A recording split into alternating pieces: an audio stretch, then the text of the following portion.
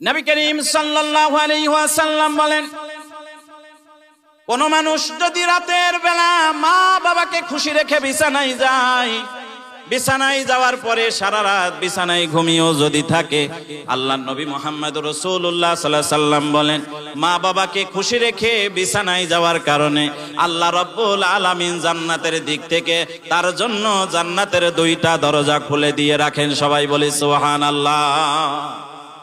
আল্লাহর নবী বলেন, আর কোন মানুষ যদি মা বাবার মনে কষ্ট দিয়ে, দুঃখ দিয়ে, মা বাবা কষ্ট পায় এরকমের আচরণ করে বিছানায় যদি ঘুমাতে যায়, আল্লাহর নবী বলেন তার জন্য আল্লাহ রাগান্বিত হয়ে যায়, আর সকাল বেলা সারা রাত তার জন্য জাহান্নামের দিক থেকে দুইটা জাহান্নামের দরজা আল্লাহ তাআলা খুলে দেয়। এই জন্য জান্নাত যদি চাই, আল্লাহর পক্ষ থেকে যদি ক্ষমা প্রাপ্তি হতে চাই, তাহলে মা বাবার সাথে ভালো ব্যবহারের কোনো বিকল্প রাস্তা নাই। মা বাবাই হলো তোমার জান্নাত। নবীজি ডাইরেক্ট বলেছেন, হুমা জান্নাতুকা ওয়া নারুকা। মা বাবা তোমার জন্য জান্নাত, মা বাবা তোমার জন্য জাহান্নাম। এই মা বাবাকে খুশি রাখবে, জান্নাতে যাবে।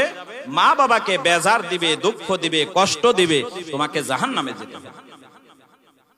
এই জন্য বাবাজিরা, ভাইয়েরা, বন্ধুগণ, আল্লাহ রাব্বুল আলামিন মায়ের খেদমতের মাধ্যমে কেমন করে মানুষদেরকে দুনিয়া থেকে জান্নাতের সুসংবাদ দিয়েছেন। কোরআন কারীম, নবী করিম সাল্লাল্লাহু আলাইহি সাল্লাম, নবী রাসূলদের ঘটনার মাধ্যমে অনেক শিক্ষা দিয়েছেন। জামানার নবী হযরতে মূসা আলাইহিস সালাতু ওয়াস সালাম ছিলেন। এই জমিনের বুকে আল্লাহর পক্ষ থেকে অবতারিত নাজিলকৃত বড় বড় আসমানি কিতাব হলো 4খানা। তার ভিতরে একটা কিতাবের নাম হলো তাওরাত। এই তাওরাত কিতাব নবী মূসা নবীর উপরে নাজিল হয়েছিল। মূসা আলাইহিস সালাতু ওয়াস সালাম ছিলেন আল্লাহর পক্ষ থেকে একজন বুজুর্গ, একজন নবী। মূসা আলাইহিস সালাতু ওয়াস সালামকে আল্লাহ পাওয়ার দিয়েছিলেন। মূসা আলাইহিস সালাতু ওয়াস সালাম আল্লাহ রাব্বুল আলামিনের সাথে ডাইরেক্ট কথা বলতে পারতেন। তিনি দাঁড়িয়ে আল্লাহ রাব্বুল আলামিনকে ডাক দিলে পরে কোনো মাধ্যম লাগতো না, কোনো ফেরেশতা লাগতো না। আল্লাহর কথা মূসা শুনতেন, আর মূসার কথা ডাইরেক্ট আল্লাহ শুনতে পেতেন। সবাই বলি সুবহানাল্লাহ। মূসা আলাইহিস সালাতু ওয়াস সালাম আল্লাহ রাব্বুল আলামিনকে তুর পাহাড়ে দাঁড়িয়ে জিজ্ঞেস করলেন, মালিক, কাল কঠিন হাসরের মাঠে আপনি যাকে জান্নাত দান করবেন, আমাকেও তো জান্নাত দিবেন। আমার মনের ভিতরে তামান্না, আমার মনের ভিতরে জানতে ইচ্ছা করেছে, কাল কঠিন হাসরের মাঠে আপনি কার সাথে আমাকে জান্নাতে দিবেন? জান্নাতের ভিতরে আমার কে সাথী হবে, সহপাঠী হবে?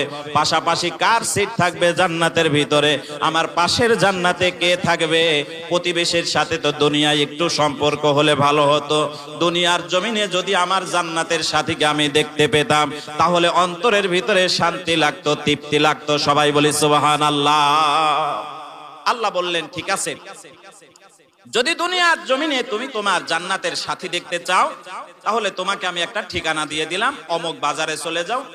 ওই বাজারে গিয়ে দেখবে যে ওই গাছের নিচে একজন গোশত বিক্রেতা করতেছে, কসাই। ওই কসাই লোকটা হবে তোমার জান্নাতের সাথী। সবাই বলি সুবহানাল্লাহ।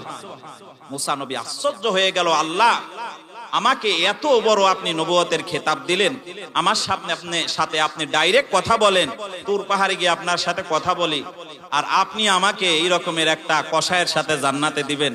আল্লাহ, তাহলে সেই মানুষটা কি এমন আমল করছে আমি জানতে চাই।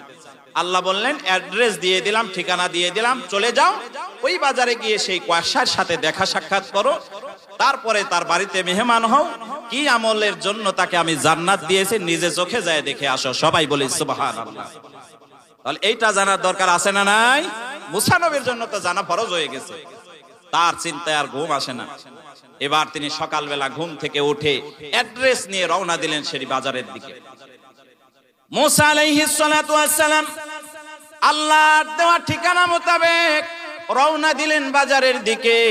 যেতে যেতে যেতে যেতে যেতে যেতে সেই জায়গায় পৌঁছে গেলেন। গিয়ে দেখতে পেলেন সেই জায়গায় একজন কসাই, আল্লাহ তাআলা যেই চেহারার বর্ণনা দিয়েছেন ওই চেহারা বিশিষ্ট একজন কসাই সেই জায়গায় বসে বসে বসে বসে গোশত কাটতেছেন, বিক্রি করছেন। মূসা আলাইহিস সালাতু ওয়াস সালাম ওই পাশের একটা টেবিলের উপরে, বেঞ্চের উপরে তিনি বসে রইলেন। কতক্ষণ পরে তার গোশত বিক্রয় করা শেষ হয়ে যায়।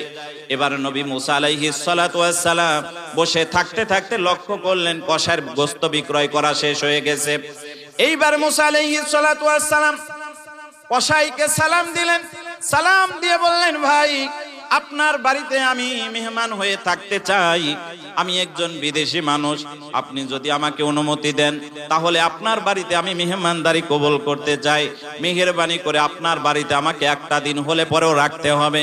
এবার কসাই মানুষটা সহজ সরল মনের মানুষ, তিনিও রাজি হয়ে গেলেন। ঠিক আছে, নবী মুসাকেও ওই কসাই চেনে না, আবার কসাইও সেই নবীকে চেনে না, মুসা নবীও এই কসাইকে কোনোদিন দেখে নাই। সবাই বলি সুবহানাল্লাহ।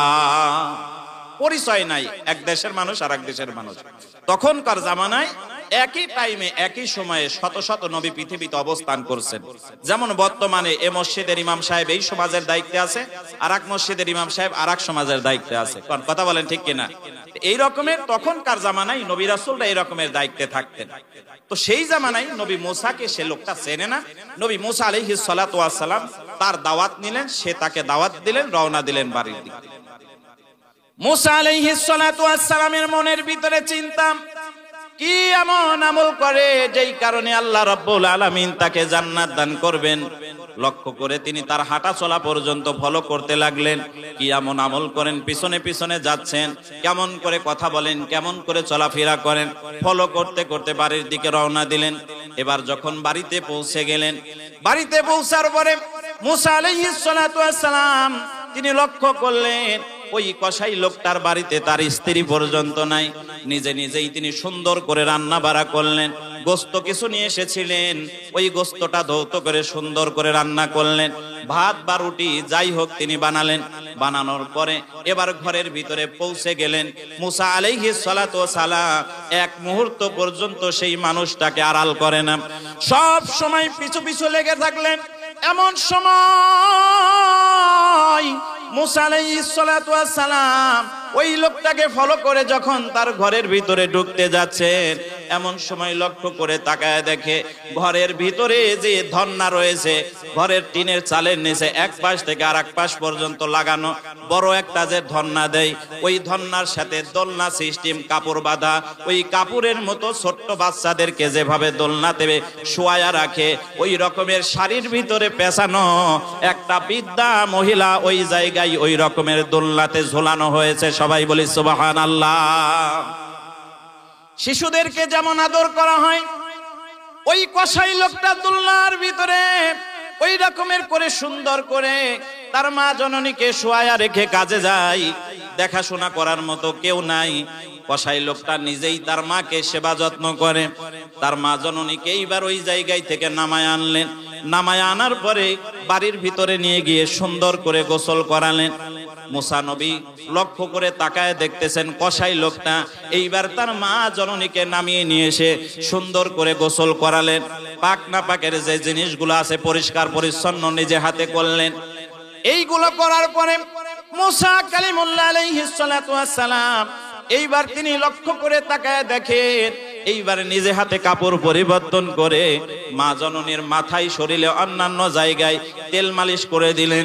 করার পরে তিনি যেই গোস্তগুলো বাজার থেকে ক্রয় করে নিয়ে এসেছিলেন এবং রান্না করা যা কিছু তৈরি হয়ে আছে, ওই রান্নাকৃত খাবারগুলো অল্প অল্প করে ছিঁড়ে ছিঁড়ে ওই বৃদ্ধা মা জননীর মুখের ভিতরে উঠিয়ে দিচ্ছে। একটু চিৎকার দিয়ে বলি সুবহানাল্লাহ। মুসা আলাইহিস সালাতু ওয়াস সালাম চোখ দিয়ে টাস টাস করে পানি পড়ছে। চিন্তা ভাবনা করছেন, হাই হাই কি একটা ব্যাপার, মা জননীর এত খেদমত মানুষ করতে পারে। বৃদ্ধা মহিলা ওই দোলনা থেকে কাপড়ের ভিতর থেকে নামিয়ে সুন্দর করে গোসল করিয়ে হাতে পায়ে মাথায় তেল দিয়ে এবার নিজে হাতে পাকানো সেই খাবারগুলো মায়ের মুখে উঠায় দিচ্ছে। মা জননী সেই খাবারগুলো খাচ্ছে। খেতে খেতে খেতে খেতে মুখ মুছিয়ে খাওয়া দাওয়া শেষ হয়ে গেছে।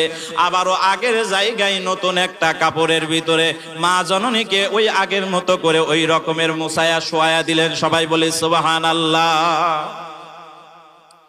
মুসা আলাইহিস সালাতু ওয়াস সালাম লক্ষ্য করে তাকিয়ে দেখেন কসাই যখন সুন্দর করে মা জননীকে আদর যত্ন করে খাওয়ায়া এইবার ওই কাপড়ের ভিতরে ধন্যার সঙ্গে বেঁধে যখন দোলনার ভিতরে ওই রকমের রেখে দিল, এমন সময় কাপড়ের মধ্য থেকে আওয়াজ আসে, আল্লাহ আমার সন্তান গরিব হতে পারে, কসাই হতে পারে, ওগো মালিক